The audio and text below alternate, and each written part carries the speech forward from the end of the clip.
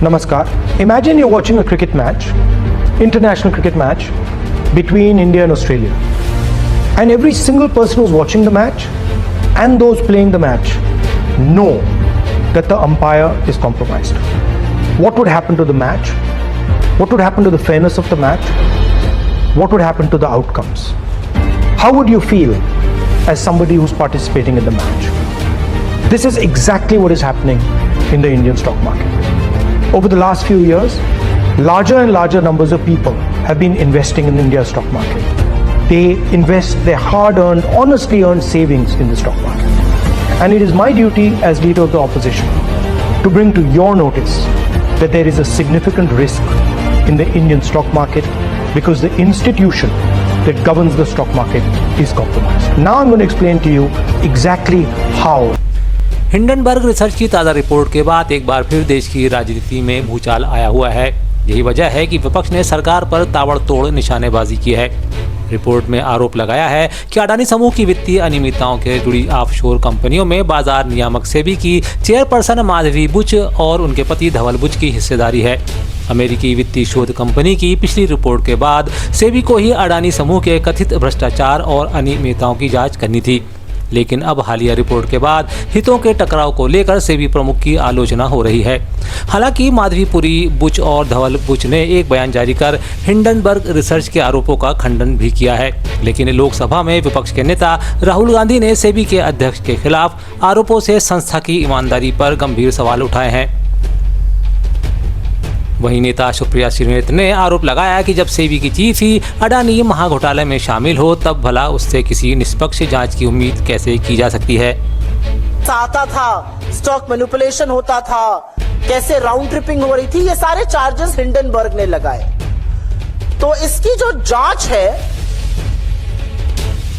वो market regulator security and exchange board of India SEBI को सौंपी गई, क्योंकि मार्केट का रेगुलेटर मार्केट पर आंख रखने का काम सेबी करता है।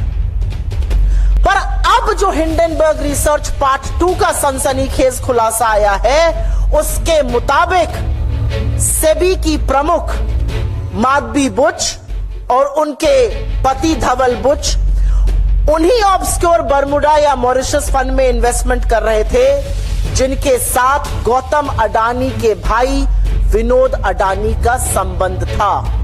उज्जैन के महाकालेश्वर मंदिर में दर्शन करने पहुंचे बीजेपी विधायक पर मुकदमा दर्ज करने की मांग उठ गई है। कांग्रेस ने बीजेपी विधायक अनिल जैन के खिलाफ मोर्चा खोल दिया है।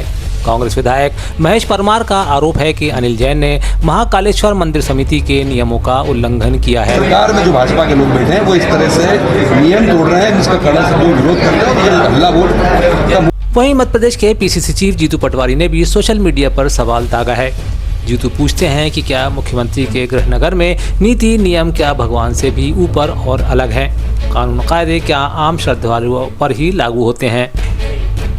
यशस्वी प्रधानमंत्री श्रीमान नरेंद्र मोदी जी के आह्वान पर तिरंगा अभियान पूरे देश में मनाया जा रहा। हमारी सरकार भी मध्य प्रदेश में हर गली, हर मोहल्ले, हर जगह पूरा प्रदेश यशस्वी प्रधानमंत्री के आह्वान पर तिरंगामय हो चुका है। यशस्वी हमारे प्रदेश के अध्यक्ष और खजुराहो के सांसद श्रीमान विश्वनाथ शर्मा जी, हमारे लोकप्रिय खेल युवक एवं सहकारिता मंत्री श्रीमान विश्वास सारंग जी, हमारी महापौर श्रीमती मालती राय जी, श्री सुमित पचौरी जी, ओलंपियन खिलाड़ी श्री विवेक सागर जी, ओलंपियन ऐश्वर्य प्रताप सिंह जी, इस अवसर पर सभी खेल के अधिकारीगण और प्यारे बच्चों, भाषण का कम मौका है, चल करके आनंद लेने का ज्यादा आनंद है। मेरी अपनी ओर से आप सबको बधाई, बहुत बहुत धन्यवाद। भारत माता की जय। हर घर तिरंगा अभियान के अंतर्गत आज भोपाल के नरेला क्षेत्र में सीएम डॉक्टर मोहन यादव की उपस्थिति में विशाल रैली का आयोजन किया गया। इस मौका पर सीएम ने कहा, आज़ादी के इस पावन पर्व पर पूरा देश और प्रदेश खुशी और गर्व के साथ स्वतंत्रता उत्सव में डूबा हुआ है। हर घर तिरंगा अभियान के तहत हर गली, हर मोहल्ले और हर गांव में तिरंगा यात्राएं निकाली जा रही हैं। घर घर में तिरंगा फहराकर हम अपनी स्वतंत्रता और एकता का सम्मान कर रहे हैं। आज़ादी के पावन पर्व पर पूरा देश स्वतंत्रता दिवस के इस महोत्सव में डूबा हुआ है। यशस्वी प्रधानमंत्री श्रीमान नरेंद्र मोदी जी के नेतृत्व में जिस प्रकार से देश आगे बढ़ रहा है, मध्य प्रदेश आगे बढ़ रहा है। मेरी अपनी ओर से प्रदेशवासियों को, देशवासियों को बधाई। आज तिरंगा यात्रा निकल रही है, गली गली, मोहल्ले मोहल्ले, हर घर तिरंगा अभियान में पूरा देश डूबा हुआ है। मेरी अपनी ओर से प्रदेशवासियों को पुनः एक बार बधाई। मध्य प्रदेश के मुख्यमंत्री मोहन यादव ने 15 अगस्त से पहले प्रदेश इंदौर के देवी अहिल्याबाई होलकर नगरीय महिला जनप्रतिनिधि सम्मेलन में बड़ा ऐलान किया है। मुख्यमंत्री मोहन यादव ने नगरीय निकायों के जनप्रतिनिधियों के मानदेय में 20% की बढ़ोतरी की घोषणा की है। इस दौरान सीएम ने ऐलान के बाद किसको कितना फायदा होगा इसकी भी जानकारी स्वयं मुख्यमंत्री ने मंच से बताते हुए लाभान्वितों को बधाई दी है। हालांकि अब 15 अगस्त से ठीक पहले सीएम मोहन यादव के इस बड़े ऐलान के कई मायने निकाले जा रहे हैं। आज अपने इसी नगरीय निकाय के माध्यम से रक्षाबंधन के पावन पर्व पर हमारी अपनी बहनों के जो भी निर्वाचित जनप्रतिनिधि है, सबके मानदेय में 20% की वृद्धि की जाती है। जो भी चुना गया है यह हमारे उस विश्वास को बढ़ाने के लिए है जिसके भरोसे हमने 50% का आरक्षण दिया था। आज के बाद अगले महीने से नगर पालिका निगम का, महापौर का मानदेय 22,000 से बढ़ के 26,400 हो जाएगा। उपाध्यक्ष का मानदेय 18,000 से बढ़ के 21,600 हो जाएगा। पार्षद का मानदेय 12,000 से बढ़कर नगर निगम में 14,400 प्रति माह हो जाएगा। अभी नगर पालिका वाले भी ताली बजाना। नगर पालिका अध्यक्ष 6,000 से बढ़ के 7,200 नगर पालिका अध्यक्षों का भी मानदेय होगा। उपाध्यक्ष का मानदेय भी 4,800 से बढ़ाकर 5,760 रुपया महीना होगा। इसी प्रकार नगर पालिका के पार्षद 3,600 से बढ़कर 4,320 रुपया महीना इनका भी बढ़ाया जाता है। नगर परिषद का नंबर भी आ रहा है। नगर परिषद के अध्यक्ष का मानदेय 4,800 से बढ़ाकर 5,760 रुपया महीना किया जाएगा। उपाध्यक्ष का मानदेय भी इसी प्रकार बढ़ाकर 4,200 से बढ़ाकर 5,040 रुपया महीना आपका भी मानदेय किया जाएगा। इसी प्रकार नगर परिषद के पार्षदों का मानदेय 2,800 से बढ़ाकर 3,360 रुपया किया जाता है। प्रदेश सरकार में अंदरूनी कलह को लेकर नेता विपक्ष के ट्वीट के बाद सियासत में गर्मी लाजमी है। नेता प्रतिपक्ष उमंग सिंघार के ट्वीट के बाद राजनीति के चाणक्य इसकी कड़ी खोजने में जुट गए हैं। दरअसल भोपाल में आयोजित शिक्षा विभाग के एक बड़े कार्यक्रम में स्कूल शिक्षा मंत्री उदयराव प्रताप सिंह और उच्च शिक्षा मंत्री इंदर सिंह परमार दोनों ही नदारद रहे थे। ऐसे में कांग्रेस नेता उमंग सिंघार ने तंज कसते हुए कहा, कुछ तो गड़बड़ है।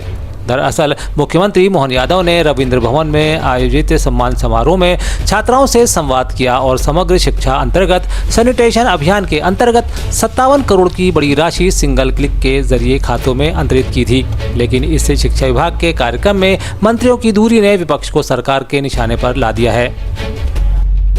विकास के नाम पर करोड़ों के खर्च के बाद भी आम आदमी की मुसीबतें कम होने का नाम नहीं ले रही हैं। बारिश के मौसम में खतरनाक होती सड़कों ने न जाने कितनी ही जीवन को लील लिया है, लेकिन हालात ज्यों के त्यों बने हुए हैं। यही कारण है कि आज गुना कांग्रेस ने बदहाल सड़कों को लेकर अनूठा प्रदर्शन किया है। इस दौरान कांग्रेसियों ने इन गड्ढों में बेशरम के पौधे लगाकर विरोध जताया। साथ ही नगर पालिका और सरकार के विरोध में जमकर नारेबाजी भी की।